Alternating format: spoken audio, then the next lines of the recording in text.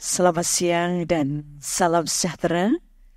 Semoga rahmat Tuhan Yang Maha Esa terlimpah pada kita semua. Amin.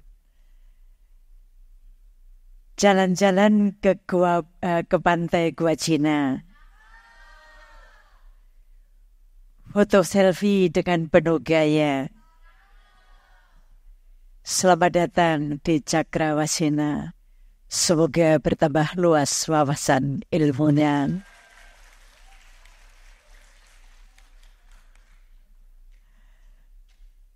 Terima kasih atas kesempatan yang diberikan pada saya, pada segenap pimpinan Universitas Negeri Malang, dan juga segenap panitia, khususnya Ibu Moderator, Ibu Maya. Terima kasih. Ya. Dan terima kasih saya diberi kesempatan terakhir. Seperti kata Pak Banji tadi, kalau yang terakhir itu kan tinggal mengikuti jejak-jejak pendahulunya. Sesuai dengan label siang ini, Saksi Sejarah Universitas Negeri Malang. Sudah 44 tahun saya numpang hidup di kota Malang ini. Bapak Prof. Djoko Sayono, Ibu Prof. Nunung, dan Ibu Prof. Wening, apa yang akan saya sampaikan ini sebenarnya meniru jejak sejarah perjalanan gagasan tadi. Nah, karena itu, Pak, sebenarnya pelajaran sejarah itu menarik, khususnya kalau disampaikan dengan bahasa sastra. Percaya nggak? Percaya dulu. Terima kasih untuk mahasiswaku tercinta. Ini kelas seminar proposal penelitian skripsi. Moga-moga karena mau datang semester ini lulus gitu ya. Ya, siang-siang biar gak ngantuk ya. Baik, ini puisi untuk Prof. Djoko Sayono. Ceritanya tentang ketika tentara sekutu tahun 45 datang ke Indonesia. Tugasnya itu memulangkan tentara Jepang. Tapi maaf, ada yang nebeng. Nah, tapi yang nebeng ini tentara Nika. Diturunkan, ya Pak ya, di Ambarawa, lalu jadilah perang atau Palagan Ambarawa. Ini puisinya. Gagasan saya nggak penting-penting amat kok. Ya, lagu daripada Pasukan Terakhir, karya Khairil Anwar. Pada tapal terakhir sampai ke Jogja, bimbang telah datang pada nyala. Langit tergantung suram, kata-kata berantakan pada artis sendiri. Bimbang telah datang pada nyala. Dan cinta tanah air akan berupa peluru dalam darah. Serta nilai-nilai yang berantakan sepanjang masa bertanya akan kesudahan ujian. Mati atau tiada mati-matinya. Oh Jenderal, Bapak, tiadakah engkau hendak berkata untuk kesekian kali? Ataukah suatu kehilangan keyakinan hanya akan tetap tinggal pada tidak sempurna, dan nanti tulisan yang telah dibuat sementara akan hilang ditiup angin karena ia berdiam di pasir kering.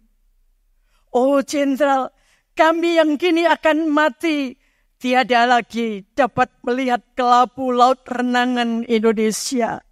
Oh Jenderal, kami yang kini akan jadi tanah, pasir, batu, air. Kami cinta pada bumi ini.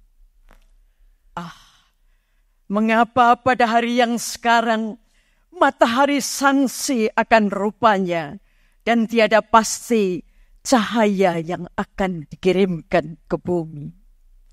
Jenderal, mari Jenderal, mari jalan di muka. Mari kita hilangkan sengketa ucapan dan dendam kehendak pada cacat keyakinan. Engkau bersama kami, engkau bersama kami. Mari tinggalkan ibu kita. Mari kita biarkan kekasih dan istri mendoa. Mari jenderal, mari sekali ini derajat pencari bahaya. Mari jenderal, mari jenderal. Begitu. Prof. Joko kalau mau mengajar sejarah perang kemerdekaan, panggil saya Prof. Endorse ya Prof. Bahasanya anak mahasiswa sekarang kan itu endorse ya. Baik, silakan slide yang pertama. Nah, semangat moral kebangsaan ya.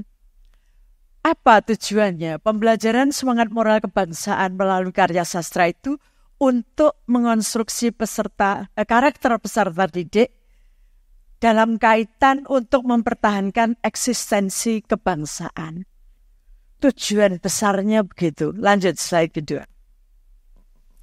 Nah, dalam karya sastra, paparannya kita temukan dalam bentuk bahasa. Cara memaparkannya dengan cara yang indah, ada aspek-aspek estetika. Muatannya ada etika. Ya, ada etika moral, etika sosial, dan etika-etika yang lainnya. Di dalamnya juga bisa dikembangkan aspek logika. Ya. Untuk apa? Mengembangkan pengetahuan, sikap, dan perilaku. Lanjut. Nah, penggunaan sastra sebagai diskursus moral kebangsaan, karena dalam karya sastra merekam peristiwa perjuangan kebangsaan dan menjadi medium untuk menggambarkan praktik sosial budaya secara dinamis. Nah, sastra menawarkan pengalaman batin yang mendalam sehingga pembaca dapat menjadi individu yang lebih bertanggung jawab dalam pengambilan keputusan.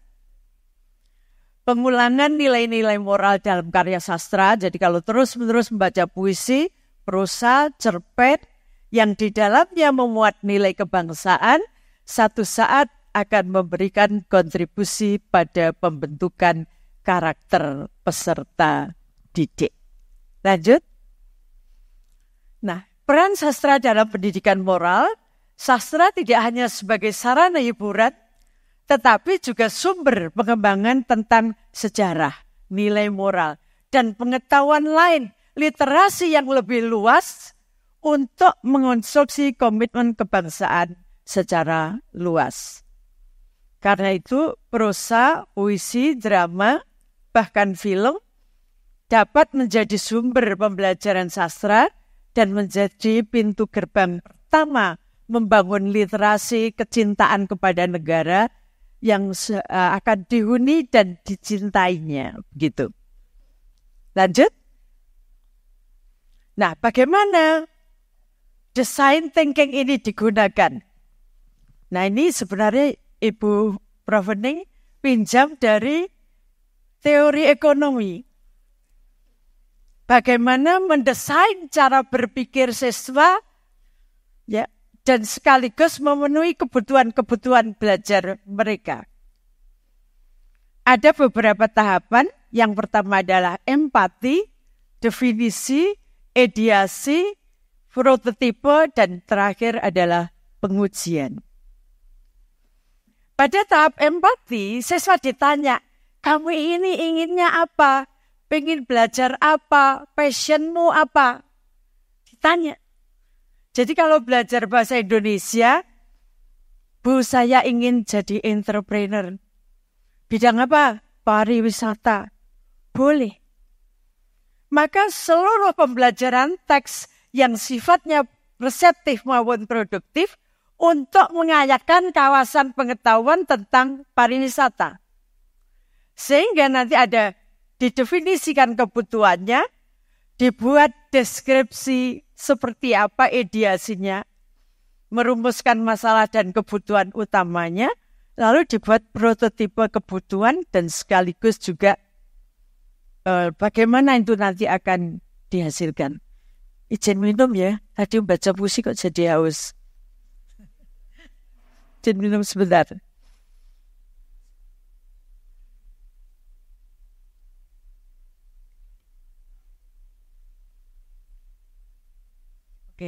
Sampai di situ, kalau misalnya seorang anak, adik-adik mahasiswa yang saat ini S1, pernah belajar dengan kurikulum 2013, kan belajar teks deskripsi, kemudian LHO, kemudian prosedur, eksplanasi, terus cerita rakyat kan gitu ya.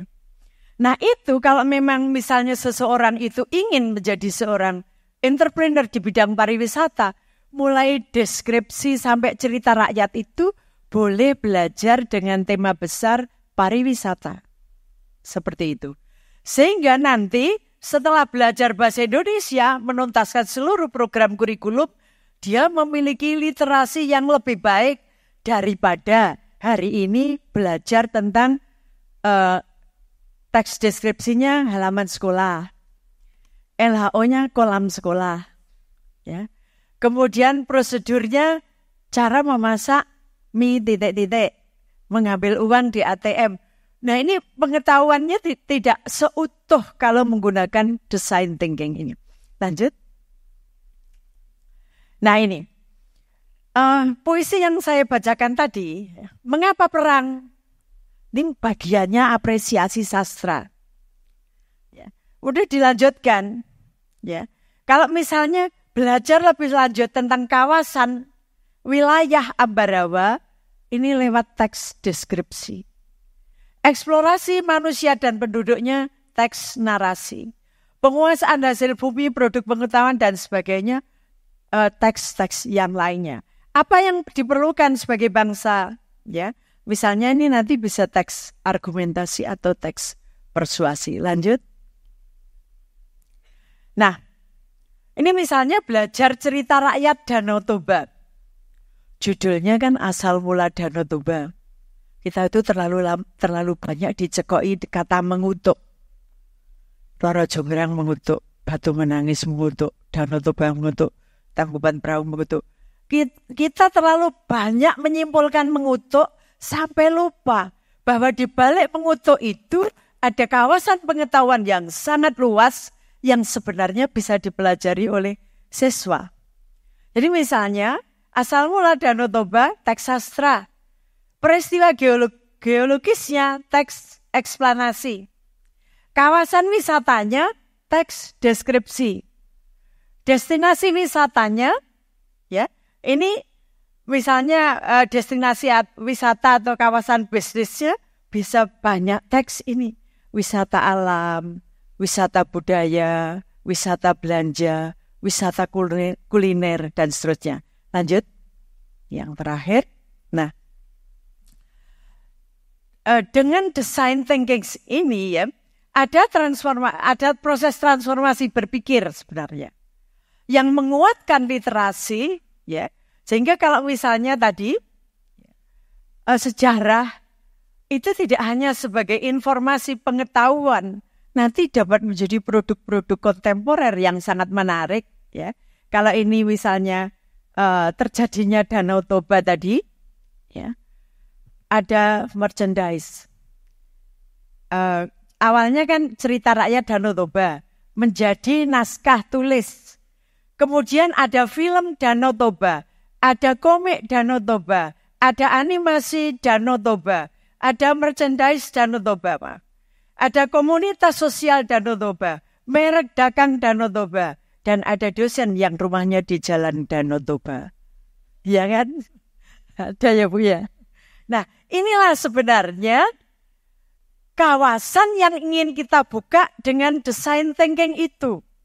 Supaya belajar sastra tidak hanya isi, struktur teks, kebahasaan.